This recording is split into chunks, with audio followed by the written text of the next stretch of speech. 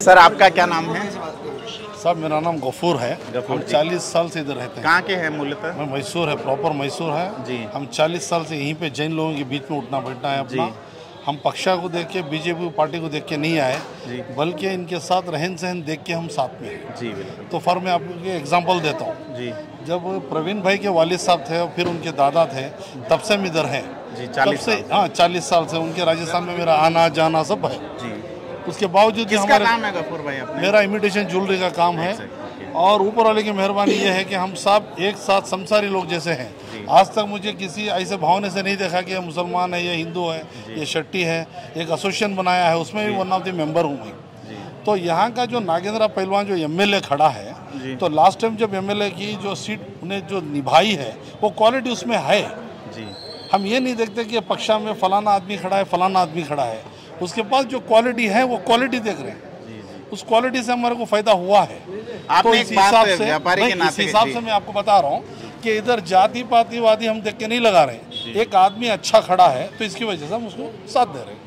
एक छोटा सा सवाल ये था कि राजस्थान के हिसाब से हम लोग देख रहे हैं चीज़ें कि दिसंबर में राजस्थान में इलेक्शन है, तो कांग्रेस यहाँ कैसा परफॉर्म करती है, अशोक गहलोत सचिन पायलट का क्या बनेगा, वसुंधरा राजे और उसका।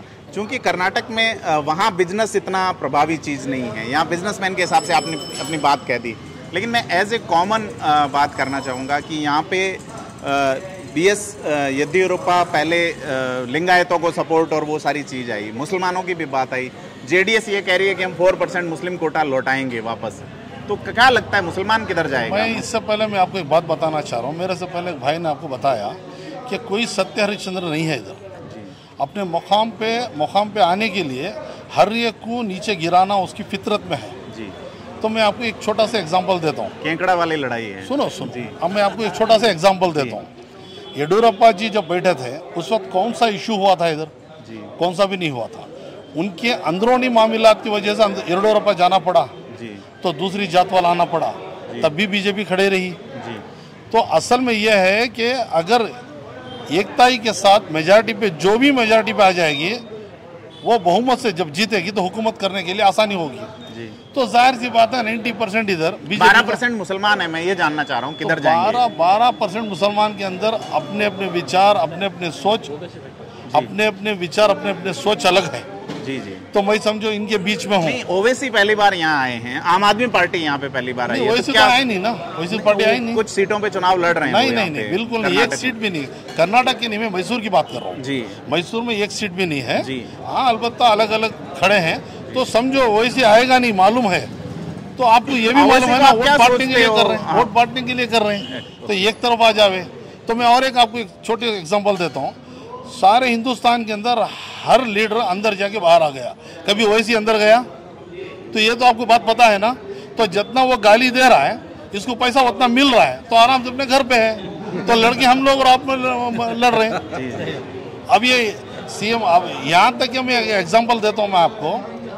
CM इब्राहिम साहब MLC प्रेसिडेंट, बिल्कुल आराम से वो इस्तीफा दे दिए, सीधे JDS पे चले गए। इसी 2 साल पहले येडियुरप्पा को और कुमारस्वामी को, उसके पिताजी को सब गाली देने वाले थे। अब क्यों अंदर चले गए? मालूम था कि ये भी अंदर चला जाएगा।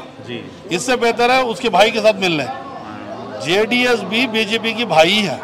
पर वो बात सेक्युलरिज्म की करते हैं। वो कहते हैं बात करते हैं अपना ये प्रोपेगेंडा बनाने के लिए, अपनी वाहवागिरी करने के लिए, अपना नाम करने के लिए। 96 में जब प्राइम मिनिस्टर बने थे एक दौर में, कौन? गौड़ा जी, देवगौड़ा जी। तब ज्योति बसु ने उनको कहा कि आप एक सेकुलर व्यक्ति हैं। मैं आपको एक छोटी एग्जांपल देके समझाता हूँ। औरत मालूम है? औरत दौलत जो शोहरत है नसीब से मिलती है। देवेगौड़ा जी मुंडी नीचे लेके बैठे थे, तो नसीब खुल गई। 7 महीने के लिए दरबार कर लिए। तो उसके बाद बैठे क्या? नहीं बैठे। अभी जो मोदी जी चला रहे हैं वो भी उनकी नसीब है। कोई कहता है कि चाय बेचने वाले थे, तो इससे ये पता चलता है कि चाय बेचने वाला हो या डबल ग्रेजुएट, ये वो कहीं लेक्चरर भी क्यों ना हो, अगर किस्मत अगर आ गई ना तो कोई भी ऊपर जा सकता है। ओवैसी पे बात कर रहे थे। ओवैसी बैरिस्टर हैं, मुसलमानों की बात करते हैं। तो क्या वाकई में वो बीजेपी के लिए काम कर रहे हैं? मुझे ऐसा मतलब नहीं, मैं आपको समझाना क्या चाह रहा हूँ जी। कौन सा भी अगर लीडर पे मुकाम पे चला गया ना जी, तो वो लाल बत्ती की कार छोड़ के मामूली गाड़ी में जाना पसंद नहीं करेगा जी। उस वक्त ना जात पात देखेगा ना कोई अपना देखेगा, लाल बत्ती ही चाहिए। एक बार उसका नशा चढ़ गया ना तो वैसी को वैसा नशा चढ़ा होगा जी, तो इसलिए वो गाली वाली देता होगा। पर तो आप भी दो ना। आम मुसलमान अगर गाली देता है तो जेल होती है, ओवैसी अगर बात कर रहे हैं तो वो आपको पता है ना, ओवैसी जब गाली देता तो जेल नहीं हो रही है, क्योंकि अमित शाह के गोद में बैठा है, अमित शाह के गोद में बैठा अमित शाह के। तो गफूर भाई बहुत बहुत धन्यवाद।